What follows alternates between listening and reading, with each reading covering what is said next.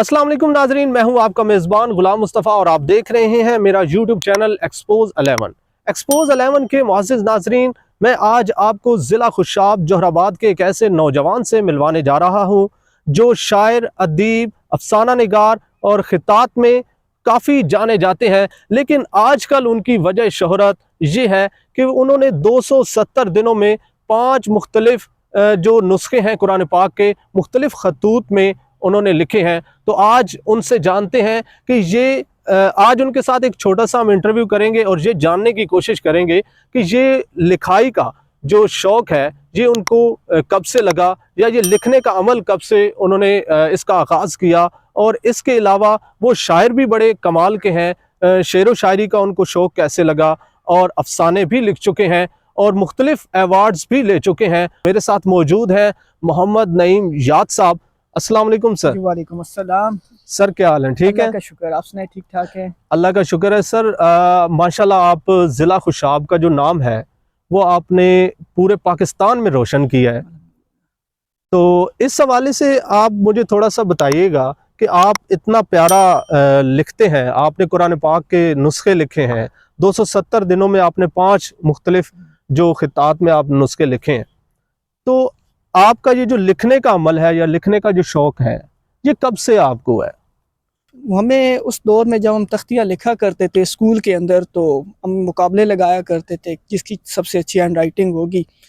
तो उसका हमें फ़ायदा ये हुआ कि जब मैं स्कूल में आगे हम पढ़ते चले गए कॉलेजेस तक, तो मेरी हैंड राइटिंग बहुत अच्छी थी। तो मुझे स्कूल लेवल पे, कॉलेज लेवल पे स्कूल के बैनर्स या चार्ट्स वगैरह बनाने का मौका मिलता रहा।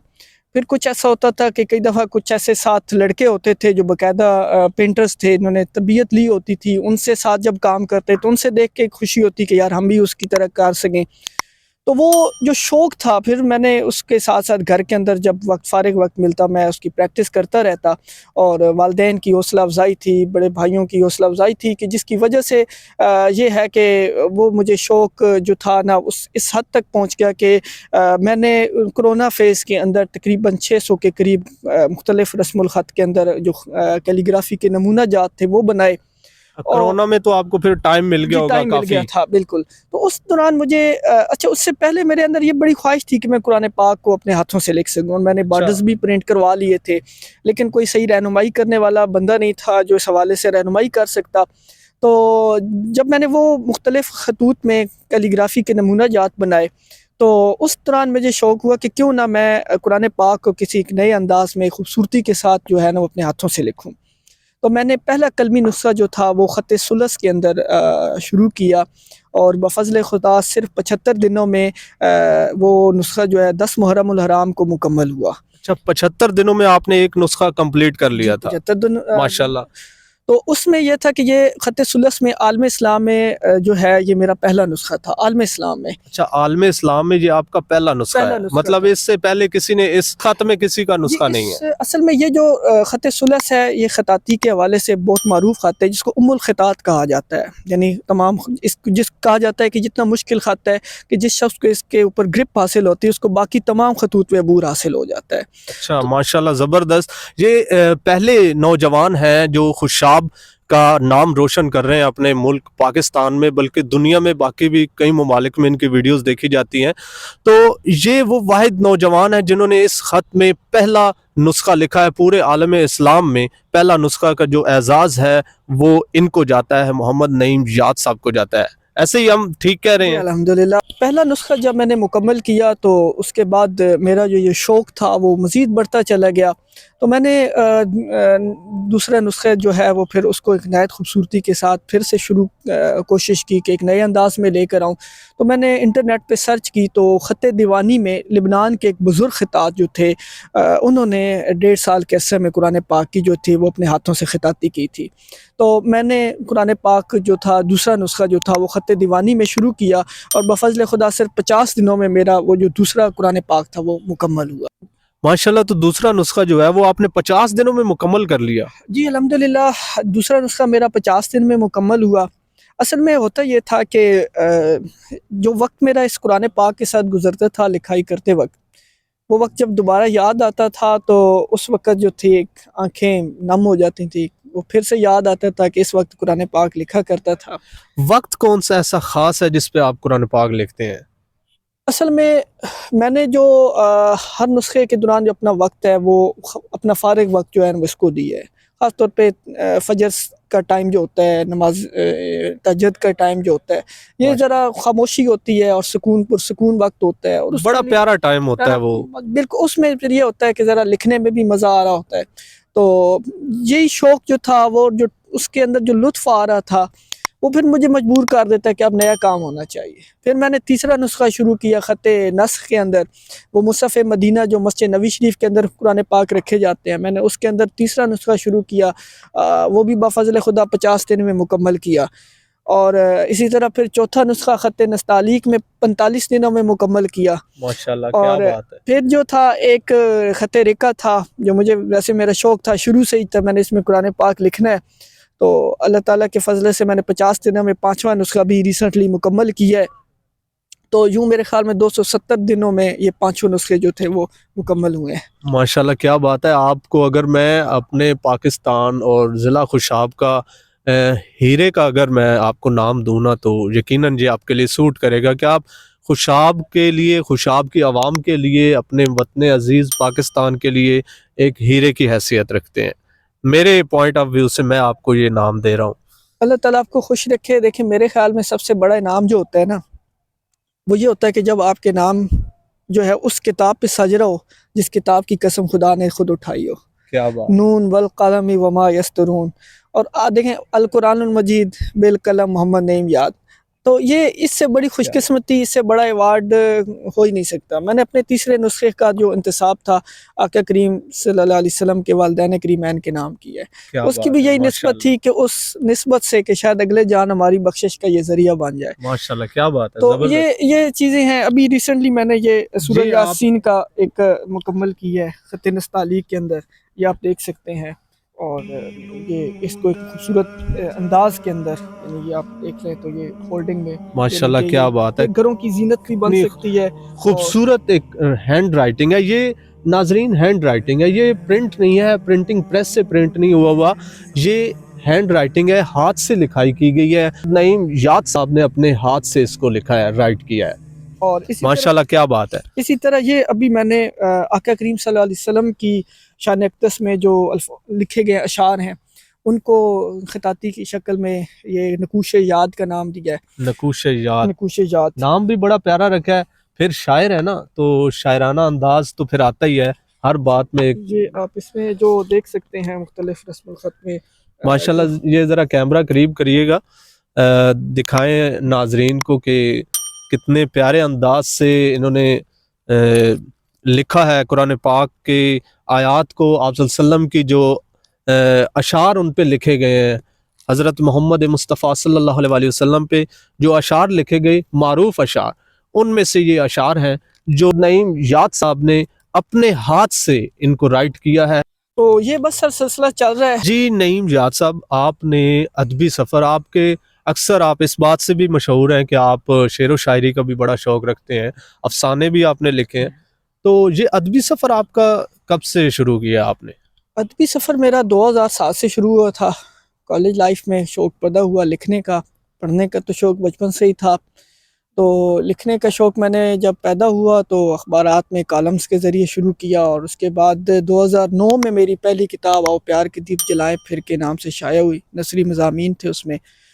2011 سے 2014 میں نے ضلع خوشاب کے بچوں کے لیے ایک پلیٹ فارم دینے کے لیے ایک پہلا میگزین نکالا مد نظر کے نام سے. اچھا ماشاءاللہ، آپ نے بچوں پہ کام کرنے کے لیے بھی کوشش کی ہے اور میگزین ایک نکالا. اس میں یہ وجہ تھی کہ ہمارے پاس جب میں لکھنا چاہ رہا تھا تو ہمارے علاقے سے کوئی پلیٹ فارم ایسا نہیں تھا جس میں ہم لکھ سکتے. تو میں نے پھر جب لکھنا شروع کیا تو مجھے اندازہ ہوا کہ ہمارے پاس تو یہاں پلیٹ فارم ہی نہیں ہے جہاں بچے جو ہے وہ اگر لکھنا چاہتے ہیں تو وہ اس میں لکھ سکیں. تو پھر میں نے 3 سال بچوں کے لیے شمارہ نکالا. ریگولر جو ہے وہ ہمارا تقریباً 36 شمارے ہم نے نکالے 2014 تک. اس کے بعد لیکن ہمیں جو علاقائی سطح پہ اس کی جو جس طرح سے ہمیں امید تھی بچوں سے، طرح سے اسکولوں کی طرف سے ہمیں کوئی اچھا رسپانس نہیں آیا، اور اس پہ اخراجات اتنے زیادہ تھے کہ ہم وہ افورڈ نہیں کر پا رہے تھے، اور بالآخر ہمیں وہ بند کرنا پڑا. پھر میں نے اپنی مطلب کتاب معاشرے کی طرف سے آپ کو کوئی رسپانس نہیں ملا یعنی اسکولز؟ اتنا افسوسناک واقعات ہیں کہ آپ حیران ہوں گے کہ ہم نے تو یعنی کہ اگر ایک اسکول میں گیا ہوں ان بچوں کو موٹیویٹ کیا ہے، تو بعد میں میرے بعد بچوں کو کہا گیا کہ ان کو تحریریں نہیں دینی، بس مجبوری تھی، ان کو بلا لیا ہے اور یہ اپنا بس رسالہ نکالیں گے۔ نعیم جہاز صاحب، بات اصل یہ ہے کہ یہ ادبی جو ادب والی سائیڈ جی ہوتی ہے جی نا، اس طرف لوگ کم ہی آتے ہیں، تو اس لیے لوگوں کا رجحان اس طرف نہیں ہے، جس طرف وہ خاص پذیرائی آپ کو نہیں مل سکی۔ تو اس کے علاوہ آپ کو کافی سارے ایوارڈز بھی دیکھے ہیں کہ آپ کو ملے ہیں، جی جی تو کون کون سا ایوارڈ مل چکا اصل ہے میں آپ کو؟ میری 2000 جب مد نظر ہم نے بند کیا، میں نے اپنی کتابوں کی طرف پھر توجہ دی، اور الحمدللہ اب تک میری اردو میں، انگریزی میں بھی اور پنجابی میں بھی جو ہے وہ 14 کتابیں میری منظر عام پہ آ چکی ہیں۔ اس کے علاوہ اسکیچ بک بھی میری ایک آ چکی ہے۔ ماشاء اللہ۔ اس کے ساتھ ساتھ جو ہے میری الحمدللہ جو میرا لکھنے کا سلسلہ ہے وہ نہ صرف پاکستان بلکہ بھارت کے اندر جو ہے وہ جو شائع ہونے والے میگزین ہیں ان کے اندر بھی میری تحریریں شائع ہو چکی ہیں۔ اور سب سے بڑا اعزاز میرے لیے یہ ہے کہ میں چونکہ گرافک ڈیزائننگ کا بھی مجھے شوق ہے، اور اب تک میں تقریباً 200 سے زائد ایسی کتابوں کے ٹائٹل بنا چکا ہوں، خاص طور پہ بشمول بھارت کی، جن کو اس وقت وہاں کا سب سے بڑے ادب ایوارڈ جو ہیں وہ مل چکے ہیں۔ کیا بات ہے، ماشاءاللہ گرافک ڈیزائننگ میں بھی کافی مہارت رکھتے ہیں، یہ تو ہر فن مولا ہی نکل رہے ہیں۔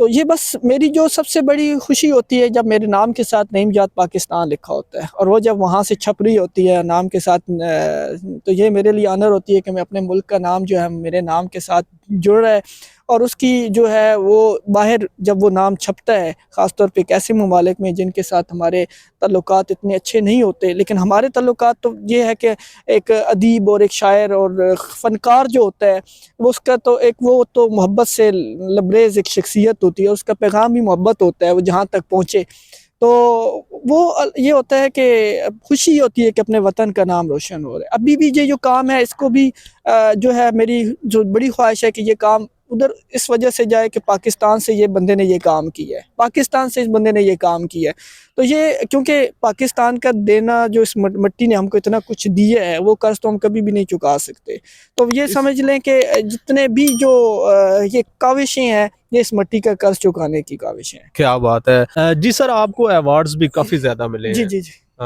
تو آپ کو کون کون سا ایوارڈ اب تک مل چکا ہے؟ اصل میں جو ہے کتابوں کے حوالے سے مجھے جتنی بھی ہمارے پاکستان میں ادبی تنظیمیں ہیں وہاں پہ تمام کتب پہ میرے ایوارڈز جو ہیں وہ مل چکے ہیں۔ ابھی ریسنٹلی مجھے گجرانوالہ سے میری کتاب پنجابی کی جو کتاب ہے وہ اس پہ پوزیشن آئی اور اس پہ کیش پرائز اور گولڈ میڈل وغیرہ ملا ہے۔ اس کتاب کا نام کیا ہے گونگے جس پہ؟ اکھر، گونگے اکھر۔ کیا بات ہے۔ اور اسی طرح جو لکھنے والے کا جو سب سے بڑا ایوارڈ ہوتا ہے وہ جب کوئی یونیورسٹی کا طالب علم جو ہوتا ہے جب اس کے اوپر مقالہ لکھتا ہے تو یہ سب سے بڑا اعزاز ہمارے لیے، تو میرے لیے الحمدللہ یہ اعزاز ہے کہ میری 3 کتابوں پہ اس وقت جو ہے وہ 3 یونیورسٹیاں جو ہیں وہ BS اور MPhil کے مقالہ جات جو ہیں وہ لکھوا رہی ہیں اپنے بچوں سے، تو یہ ہمارے لیے بڑی آنر ہوتی ہے لکھنے والوں کے لیے کہ چلیں آپ کے کام کے اوپر جو ہے وہ اگر کوئی یونیورسٹی آپ کو جو ہے وہ اس کام کو مستند سمجھ کے اس کو یعنی اس قابل سمجھتی ہے کہ اس کے اوپر تھیسس کروایا جا سکے۔ جی، یہ ہمارے ساتھ خوشاب ضلع خوشاب کے ایک ایسے سپوت، ایک ایسے نوجوان ہمارے ساتھ موجود ہیں جن کی گفتگو آپ نے سنی، اور اتنے پیارے انداز سے ماشاءاللہ گفتگو کرتے ہیں، کیونکہ شاعر بھی ہیں تو جو شاعر ہوتا ہے اس کا جو لہجہ ہوتا ہے وہ بھی محبت بھرا ہوتا ہے، ان کے الفاظ بھی محبت بھرے ہوتے ہیں، تو ماشاءاللہ بڑے پیاری پرسنالٹی رکھتے ہیں اور خوش اخلاق ہیں، اور انہوں نے جس دل لگی سے یہ اپنا کام کیا کہ 270 دنوں میں 5 جو نسخے ہیں کلام پاک کے مختلف خطوط میں، مختلف خط میں انہوں نے وہ لکھے ہیں صرف 270 دنوں میں، تو انہوں نے اس کے علاوہ جو شاعری کی دنیا ہے، ادب کی دنیا ہے، اس میں بھی اپنا نام کمایا ہے، اور اس کے علاوہ یہ مختلف سکیچ بھی بنا لیتے ہیں، یہ مختلف تصاویر کے جو ہیں سکیچ، ہو سکتا ہے سامنے بیٹھے بندے کو پتہ بھی نہ ہو اور یہ اس کا سکیچ بنا لے، کیا ایسے ہی ٹھیک ہوگا؟ جی بالکل، وہ بھی ایک شوق ہے اور اس شوق کی بھی پریکٹس ہوتی رہتی ہے ساتھ ساتھ، کیونکہ میری اسکیچ بک نیچر کے حوالے سے آ چکی ہے تو وہ بھی یعنی کہ شوق ہے، تو بس اصل میں یہ ہے کہ اللہ تعالیٰ نے اپنی ساری کوالٹیز انسان کے اندر رکھی ہیں، بس آپ جی بالکل۔ انسان کا کام ہے اس کو پہچانے، اپنے اس وقت کو جو ہے بجائے آپ وقت جو ہے موبائل کو آپ غلط استعمال کریں، آپ اس کو اپنے اچھے کام میں استعمال کریں۔ میرا جو پیغام ہوتا ہے اپنے اس کام کے حوالے سے بچوں کے لیے یہی ہوتا ہے کہ جو وقت آپ اپنا ضائع کر رہے ہیں وہ اپنی تخلیقی صلاحیتوں کو دیں۔ آپ وہ وقت، اللہ نے آپ کے اندر ایسی کوالٹیز رکھی ہیں جو دنیا کے اندر کسی کے اندر نہیں رکھی ہوگی، تو جی یقیناً آپ اس سے کام لے کے اپنا نام روشن کر سکتے ہیں، اپنے ملک کا اور اپنے دین کا نام روشن کر سکتے ہیں، جو سب سے بڑی ضرورت ہے۔ ابھی آپ ہمارے ناظرین کو کوئی ایک خاص میسج دینا چاہیں اپنے کام کے حوالے سے، یا آج کی جو ینگ جنریشن ہے یا کچھ ایسے ٹیلنٹڈ لوگ ہوتے ہیں، کوئی آپ اپنا ایک خاص میسج دینا چاہیں؟ اصل میں جو اس وقت ہمارا المیہ ہے قومی سطح پہ، سب سے بڑا یہ ہے کہ ہم ایک تو مطالعہ سے بڑا دور ہو گئے ہیں، ہم کتاب نہیں پڑھتے۔ موبائل کی دنیا میں گم ہے۔ تو ایک تو یہ ہے کہ کتاب سے محبت کریں، دوسرا سب سے بڑی چیز یہ ہے کہ اس ملک سے پیار کریں۔ یہ وقت جو ہے اس ملک سے مانگنے کا نہیں ہے، اس کو بہت کچھ دینے کا ہے۔ یہ نہ دیکھیں کہ آپ کو اس ملک نے کیا دیا ہے، یہ ضرور دیکھیے گا کہ آپ نے اس وطن کو کیا دیا ہے۔ دیا جلائے رکھنا ہے، موج اٹھے یا آندھی آئے۔ بہت بڑی بات کی ہے نعیم زیاد صاحب نے کہ اس ملک سے مانگے نہیں بلکہ اس ملک کو دینا ہے۔ مانگنے کا وقت نہیں ہے بلکہ اس ملک کو کچھ نہ کچھ دینے کا وقت ہے۔ تو یہ بہت گہری بات انہوں نے کی ہے، اور اپنے آج کے انہی الفاظ کے ساتھ اپنے اس ویڈیو کے اختتام کی طرف چلتے ہیں۔ تو جی ناظرین، پھر ملیں گے ایک نئی ویڈیو کے ساتھ۔ اپنے میزبان غلام مصطفیٰ کو دیجیے اجازت۔ اللہ حافظ۔